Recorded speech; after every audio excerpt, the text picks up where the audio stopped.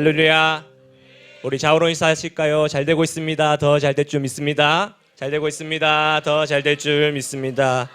아멘.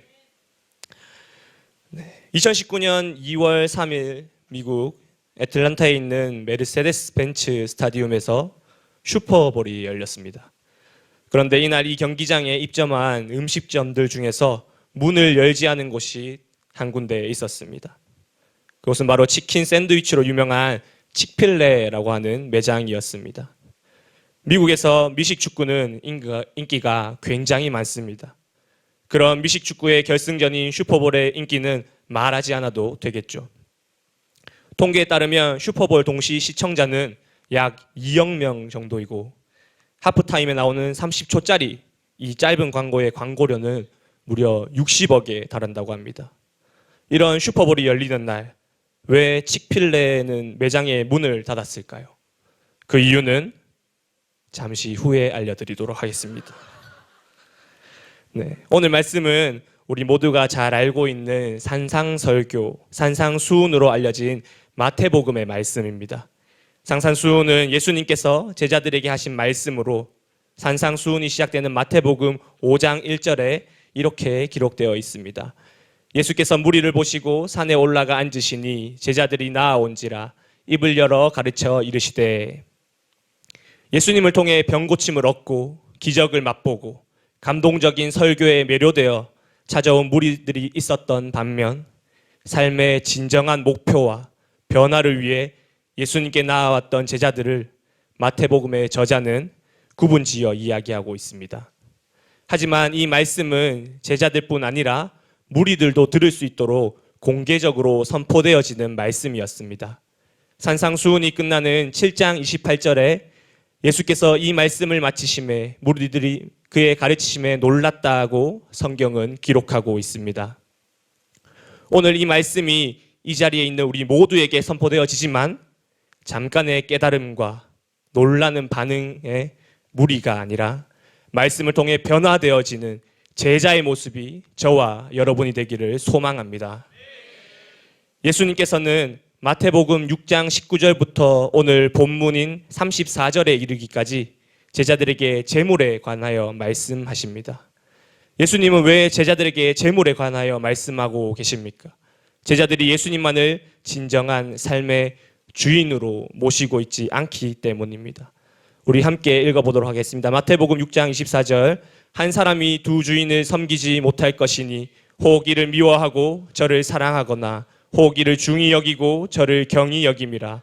너희가 하나님과 재물을 겸하여 섬기지 못하느니라. 아멘.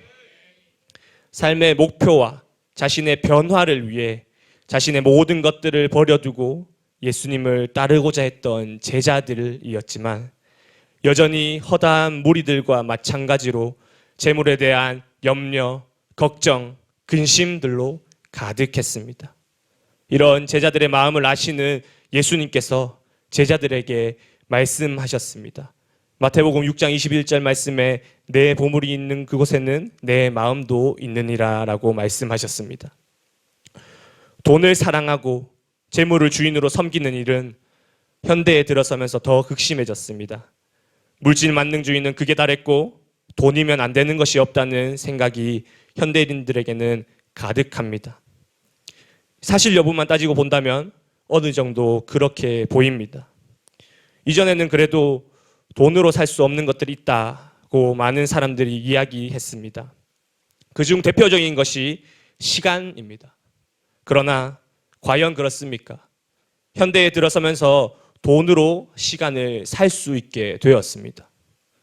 같은 곳을 가더라도 걸어서 혹은 자동차로 가는 것보다 기차나 또는 비행기로 가는 것이 훨씬 빠릅니다. 또 요즘 놀이공원을 가면 매직패스라는 티켓이 있습니다. 이 매직패스라는 티켓을 구입하면 다른 사람들이 줄을 서 있는 것과는 상관없이 줄을 서서 기다리지 않고 자신이 원하는 놀이기구를 탑승할 수가 있습니다. 돈만 내면 원하는 곳에 훨씬 빠르고 또 편안하게 도착할 수 있고 기다려야 하는 시간을 돈을 주고 기다리지 않을 수도 있습니다. 이동하는 시간과 기다리는 시간, 그 차이만큼 시간을 돈으로 산다고 말할 수 있습니다. 이런 것들을 보면서 돈이면 다 된다는 물질 만능주의에 대한 생각이 극한으로 치닫고 있습니다. 마지막 시대에 이런 모습을 두고 사도 바울은 이렇게 말씀하였습니다. 너는 이것을 알라. 말세에 고통하는 때가 이르러 사람들이 자기를 사랑하며 돈을 사랑하며 자랑하며 교만하며 비방하며. 이러한 시대를 살아가면서 예수를 믿고 있는 우리 그리스도인들은 어떻습니까? 예수 그리스도의 제자로서 삶의 변화를 추구하며 살아가는 우리 또한 이런 시대의 생각들을 따라가고 있지는 않습니까? 20세기 지성의 거장이며 영향력 있는 작가이자 기독교 변증가인 C.S. 루이스는 그의 저서에서 낮은 차원의 기도와 높은 차원의 기도를 언급합니다. 그는 그의 생각에 자신의 필요를 구하는 기도는 낮은 차원의 기도이고 아무것도 구하지 않고 하나님과 교제하는 기도를 높은 차원의 기도라는 주장의 타당성에 동의했습니다. 물론 우리가 낮은 차원의 기도를 배제할 수는 없습니다. 주님께서 가르쳐 주신 기도에도 우리에게 일용할 양식을 달라는 기도가 포함되어 있고 아픈 사람들의 회복, 적으로부터의 보호, 세상 사람들의 회심 등 수많은 믿음의 인물들이 구하였던 기도에 늘 그런 내용들이 들어 있었습니다. 주님 안에서 우리의 필요를 구함은 잘못된 일이 아니며 마땅히 주님께 기도로 간구해야 하는 것입니다. 그러나 문제는 우리가 내 필요의 것들만을 구하면서 마음속 깊은 곳에서 나도 알지 못하게 하나님과 재물을 겸하여 섬기기를 원하고 있다는 것입니다. 오늘 말씀에는 재물이라고 표현하고 있지만 이는 재물, 성적, 친구, 이성, 연애, 결혼, 취업, 명예, 승진, 자녀 등을 말합니다. 그런 마음을 감찰하시는 예수님께서 오늘 제자들에게 무리와 같이 되지 말기를 바라면서 말씀하고 계십니다. 마태복음 6장 31절을 같이 읽어보도록 하겠습니다. 그러므로 염려하여 이르기를 무엇을 먹을까, 무엇을 마실까, 무엇을 입을까 하지 말라. 아멘. 하나님께서 처음 사람을 창조하셨을 때 사람은 이러한 염려들을 하진 않았습니다. 이런 염려들을 알지도 못했습니다. 아담은 하나님께서 지으신 에덴 동산 안에서 아무런 염려 없이 먹고 마시며 하나님과 교제하였습니다. 하나님께서 아담이 필요한 것들을 모두 아셨고 모든 것들을 채워주셨습니다. 먹고 마시는 문제뿐만 아니라 아담 그 자신도 알지 못했던 필요를 아시고 돕는 배필까지 지으신 분이 바로 우리 좋으신 하나님이십니다.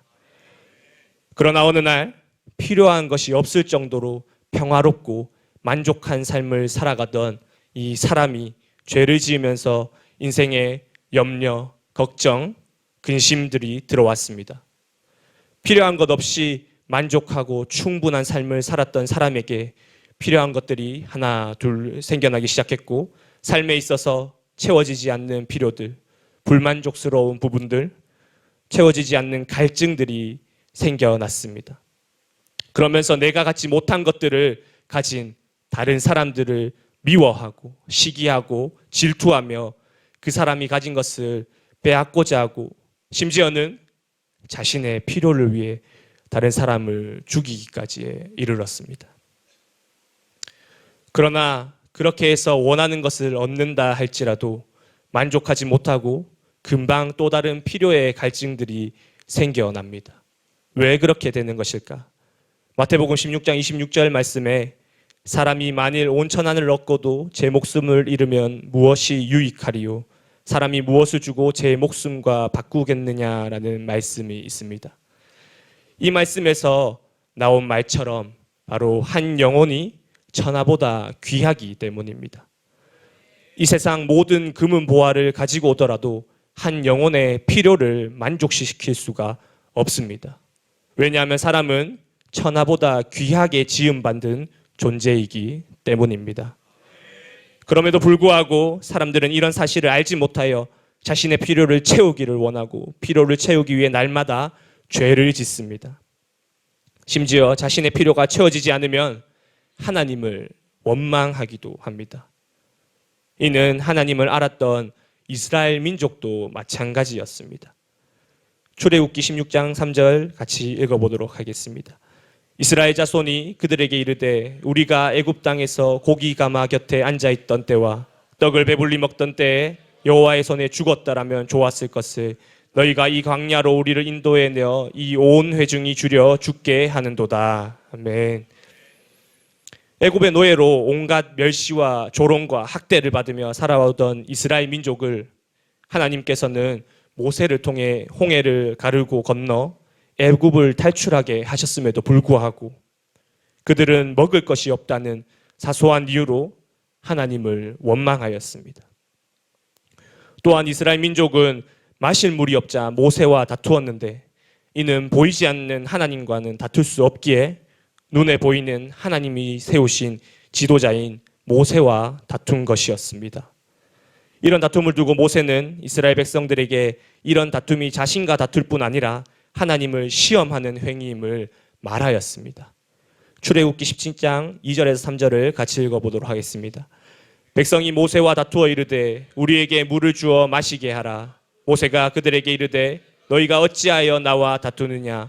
너희가 어찌하여 여호와를 시험하느냐? 거기서 백성이 목이 말라 물을 찾음에 그들이 모세에게 대하여 원망하여 이르되 당신이 어찌하여 우리를 애굽에서 인도해 내어서 우리와 우리 자녀와 우리 가축이 목말라 죽게 하느냐? 네.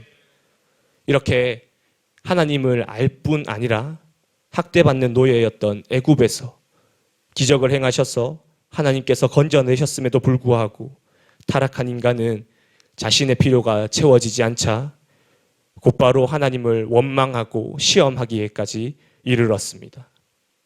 이런 모습이 죄로 타락한 사람의 모습이며 바로 우리들의 모습입니다.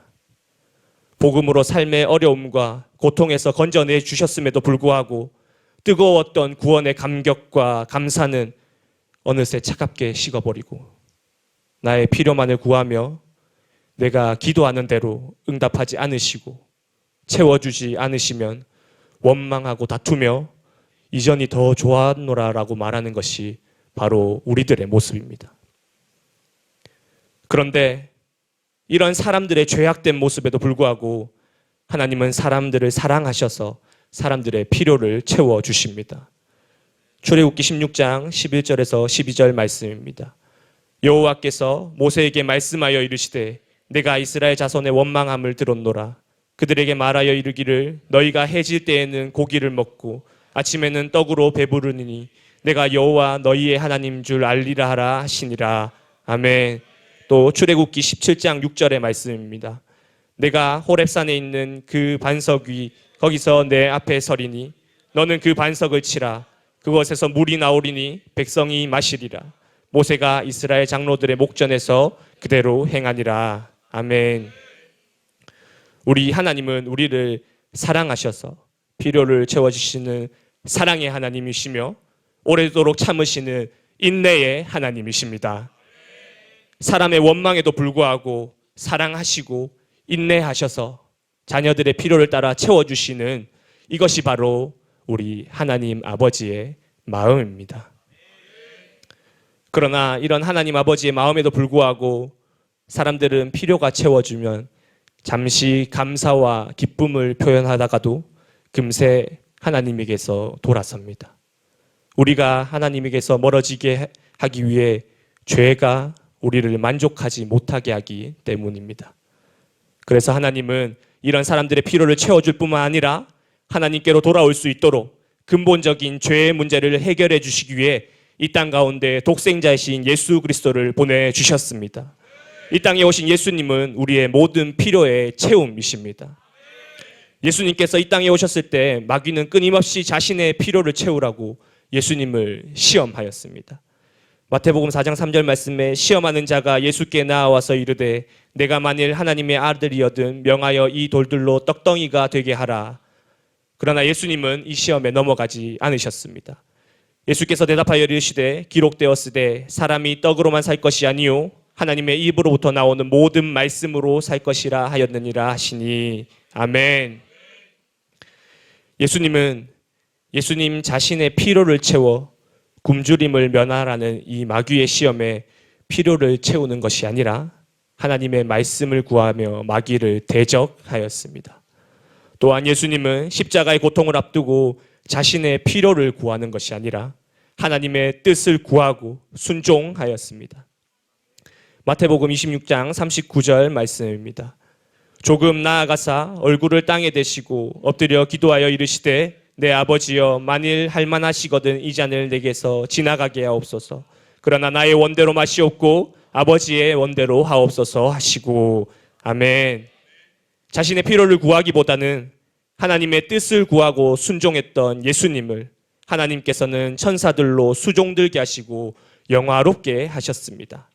마태복음 4장 11절 말씀에 이에 마귀는 예수를 떠나고 천사들이 나와서 수종드니라 라고 기록되어 있습니다. 또한 사도행전 3장 13절 상반절을 통해 아브라함과 이삭과 야곱의 하나님 곧 우리 조상의 하나님이 그의 종 예수를 영화롭게 하셨다고 말씀하고 있습니다. 여러분, 저와 여러분, 우리는 언제나 넘어집니다. 하나님 말씀의 은혜를 받고 결단하기도 하며 돌이키려 애써 보지만 그것이 참 쉽지가 않습니다. 내 필요를 구하기보다 먼저 그의 나라와 그의 의를 구하고 싶지만 그렇게 되지 않을 때가 참으로 많습니다. 또 그렇게 되지 않을 뿐 아니라 내 필요가 채워지지 않을 때, 내가 원하는 대로 삶이 흘러가지 않을 때 구약의 이스라엘 백성들과 같이 하나님을 원망하기도 하고 또 시험하기도 합니다. 저는 결혼한 지 이제 1년이 다 되어 갑니다. 2주 뒤 2월 12일이 결혼 기념일입니다. 1년 전 결혼을 앞두고 저는 담임 목사님을 찾아뵀습니다. 목사님을 찾아가 제 신앙의 고백과 또 여러 가지 생각들 끝에 내린 결론을 말씀을 드렸습니다.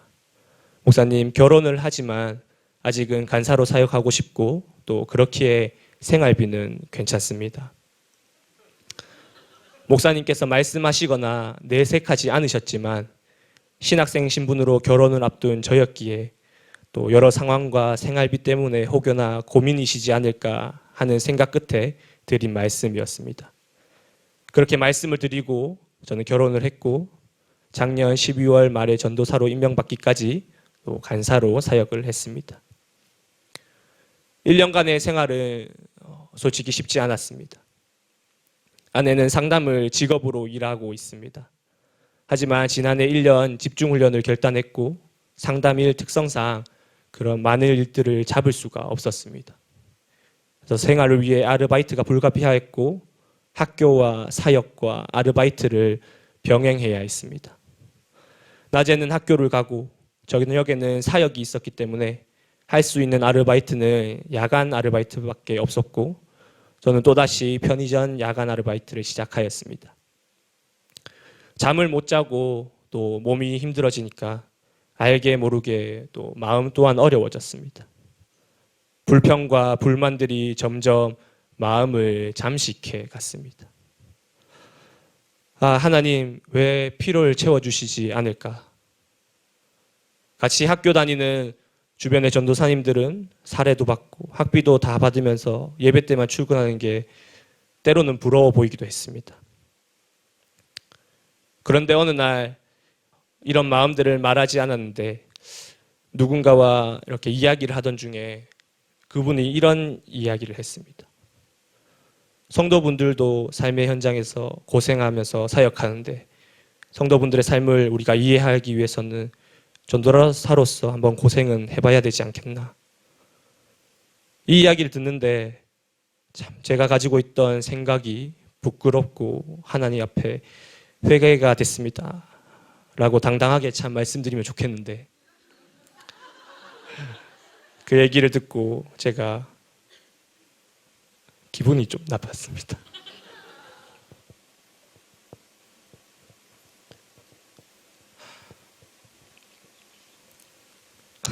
죄송합니다.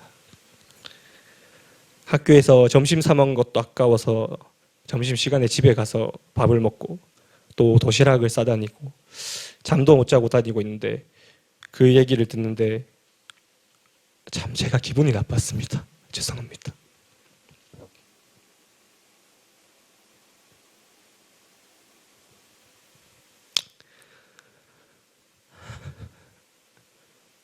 하나님, 이게 뭡니까? 마음에서 하나님에 대해서 불평들이 쏟아졌습니다. 이 세상의 것들 다 필요 없고 하나님 한 분만 사랑하면서 하나님 한 분만 예배하면서 살겠다고 그렇게 고백하면서 하나님의 그 부르심 앞에, 영광스러운 그 부르심 앞에 나아왔던 제 마음은 이미 온데간데 없었던 것입니다. 그날이 있고 며칠 후에 또 일입니다. 유튜브를 보는데 찬양팀인 예람워십이라는 채널이 떴습니다. 원래 그런 것을 참 잘 보지 않는데 그날따라 왜인지 모르겠지만 보게 됐습니다. 이 예람워십을 지도하는 전 목사님이라고 하는 분의 이야기였는데 참 제 상황과 비슷한 일들, 그런 것들을 간증하시면서 또 어떻게 하나님께서 은혜를 부어주셨는지에 대한 이야기를 하는 것이었습니다. 그리고 그날에 또 일이 있어 나가려고 준비하고 있는데 참 이때까지 그런 이야기들이나 힘들다고 말 한번 하지 않았던 아내가 뜬금없이 이런 이야기를 했습니다. 우리 1년 동안 생활은 힘들었는데 이제 전도사로 세워져서 이런 날들이 오지는 않겠지만 그래도 아무나 누릴 수 없는 하나님 앞에 헌신할 수 있었던 1년을 보낼 수 있어서 참 감사하다. 아내의 그 말을 듣고 하나님 한 분만을 구하고 주님만을 바라겠다고 말하면서도 채워주시 않으시는 하나님을 원망하고 불평했던 제 모습이 떠오르고 생각이 나 그날 교회에 와서 얼마나 울면서 하나님 앞에 회개했는지 모릅니다. 저는 이스라엘 백성들과 같이 삶 속에서 얼마나 많이 넘어지는지 모르겠습니다. 그렇게 매번 넘어지고 또 넘어지면서 때로는 말씀을 들으면서 이런 생각이 들기도 합니다. 오늘 말씀을 듣고 결단하지만 내일이면, 아니 이 예배가 끝이 나고 이 찬양의 열기가 식으면 나는 또 넘어지겠지. 네, 맞습니다. 마귀가 끊임없이 우리를 속이려고 마음속에 속삭이는 것처럼 우리는 오늘 결단하고 돌이키지만 또 넘어질 것입니다. 그렇기 때문에 우리는 예수 그리스도가 필요합니다. 나는 늘 넘어지지만 어떤 시험에도 어떤 고통과 역경에도 넘어지지 않으신 예수 그리스도를 붙들어야 합니다.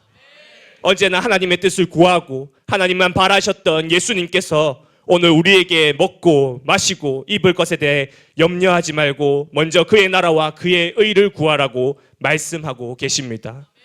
그럴 때 우리의 모든 필요를 아시는 하나님께서 모든 것을 우리에게 더해 주십니다. 마태복음 6장 33절 말씀입니다. 그런즉 너희는 먼저 그의 나라와 그의 의를 구하라. 그리하면 이 모든 것을 너희에게 더하시리라. 아멘. 우리는 말씀처럼 먼저 그의 나라와 그의 의를 구하여야 합니다. 그렇다면 중요한 것은 그의 나라와 그의 의가 무엇입니까? 그의 나라와 그의 의가 무엇인지 알아야 구할 수 있지 않겠습니까? 그 답은 바로 예수님께서 하나님의 나라이며 하나님의 의입니다. 예수님께서 이 땅에 오셨을 때 세례 요한은 이렇게 선포하였습니다. 회개하라, 천국이 가까이 왔느니라. 또한 예수님께서도 세례 요한과 마찬가지로 말씀하셨습니다. 회개하라, 천국이 가까이 왔느니라. 세례 요한과 예수님께서 선포한 천국이 가까이 왔음은 시간적으로 하나님 나라가 가까이 도래하였음을 이야기하기도 하지만 물리적으로 이 땅에 예수님의 오심을 이야기하는 것입니다. 천국, 즉 하나님 나라는 이곳에 있고 저곳에 있는 것이 아니라 장소의 개념이 아니라 예수 그리스도께서 계신 그곳이 하나님 나라이기 때문입니다. 누가복음 17장 20절부터 21절 말씀입니다. 예수께서 대답하여 이르시되 하나님의 나라는 볼 수 있게 임하는 것이 아니요 또 여기 있다 저기 있다고도 못하리니 하나님의 나라는 너희 안에 있느니라. 아멘. 또한 사도 바울을 통해 복음이신 예수 그리스도가 하나님의 의라고 말씀하고 있습니다. 로마서 1장 17절 말씀입니다. 복음에는 하나님의 의가 나타나서 믿음으로 믿음에 이르게 하나니 기록된 바 오직 의인은 믿음으로 말미암아 살리라 함과 같으니라. 아멘. 그러므로 우리는 다른 무엇을 구하기보다 먼저는 예수님을 구해야 합니다. 우리 안에 이미 예수님께서 계시지만 내 생각과 필요보다 더 많이가 아니라 오직 예수님으로만 충만함을 구해야 합니다. 예수님으로 충만함을 어떻게 구할 수 있습니까? 말씀과 성령으로 충만한 것입니다. 예수님은 로고스, 즉 말씀이십니다. 그렇기 때문에 말씀으로 내 자신을 채워야 합니다. 새-가족 모임, 금요 기도회, 오전 축제 예배와 오후 열정 예배까지 예배 ABCD의 자리를 지킴으로 말씀이신 예수님으로 충만할 수가 있습니다. 또한 예수님의 영, 성령으로 충만하게 해달라고 우리는 날마다 기도해야 합니다. 함께 예배의 자리를 지키며 뜨겁게 기도할 때 말씀과 성령, 즉 예수님으로 충만하게 될 수 있습니다. 먼저 예배의 자리를 지킴으로 그의 나라와 그의 의이신 예수 그리스도를 구하는 자들에게 하나님께서 우리의 모든 필요를 다 아시고 모든 것을 더해 주십니다. 앞서 미뤄뒀던 칙필레 이야기를 하면서 말씀을 맺도록 하겠습니다. 미식축구 결승전 슈퍼볼 시간에 문을 닫은 매장, 칙필레가 문을 닫은 이유는 바로 그날이 주일이었기 때문입니다. 칙필레라고 하는 이 매장은 주일에 쉽니다. 아무리 매출이 많이 생기는 슈퍼볼이 열리는 날이어도 예외는 없었습니다. 그런데 놀라운 사실은 이 칙필레의 연매출입니다. 일주일 중 6일만 문을 여는 칙필레의 2019년 매출은 104억 달러, 우리 돈으로 12조 원이 넘는다고 합니다. 이것은 맥도날드 또 스타벅스의 뒤를 이어 3위에 해당합니다. 칙필레의 창업주는 트루엣 캐시라고 하는 사람인데 그는 독실한 크리스천입니다. 칙필레가 주일에 문을 닫은 이유는 트루엣 캐시가 주일은 예배드리는 날이라고 생각했기 때문에 칙필레 전체 매장의 문을 닫은 것입니다. 어떤 통계는 말합니다. 주일에 문을 닫기 때문에 칙필레는 매년 12억 달러, 1조 5천억의 손해를 본다고. 그러나 칙필레는 반대로 이야기합니다. 주일에 쉬기 때문에 성공할 수 있었다고. 칙필레는 공개적으로 동성애를 반대하는 입장을 표명하기도 하고 성경의 가르침대로 회사를 운영하는 것을 포기하지 않습니다. 그래서 공격을 받기도 하고 불매 운동을 벌이기도 합니다. 그런데 놀라운 사실은 그럼에도 불구하고 성경의 가르침을 포기하지 않으려 애쓰고 있고 그런 노력으로 인해 매출은 늘어가고 있다는 것입니다. 우리는 때로는 눈앞의 이익을 두고 신앙에 타협을 하기도 합니다. 눈앞에 보이는 것을 가짐으로 우리에게 행복이 조금 더해질 것이라고 생각하면서 말이죠. 하지만 그렇지 않습니다. 행복은 절대로 그런 모습으로 오지 않음을 우리는 알고 있습니다. 다윗은 온갖 역경과 고난을 통과하고 마침내 왕이 되었습니다. 모든 것을 누리며 살 수 있었습니다. 그런데 모든 것을 가졌던 그가 죄를 짓고 하나님께서 그에게 침묵하시는 것 같을 때 다윗은 다른 무엇보다 그것을 두려워했습니다. 다윗은 그가 가진 부귀영화들은 다 없어질지라도 주님의 얼굴을 그에게서 거두지 마시기를 하나님께 간구했습니다. 세상의 모든 것들이 있더라도 주님께서 자신을 떠나면 아무것도 아님을 다윗은 알고 있었습니다. 여러분, 우리는 때로 하나님 그분 자체보다는 우리의 필요들을 구합니다. 하나님께 우리의 필요들을 구함이 잘못된 것은 아닙니다. 그러나 먼저 그의 나라와 그의 의를 구할 때 우리 필요의 모든 것들을 더해 주신다는 오늘 하나님의 약속의 말씀을 믿고 의지하여 주님의 오른손을 바라보는 것이 아니라 주님의 얼굴을 바라고 주님만을 구하는 저와 여러분이 되기를 간절히 소망합니다.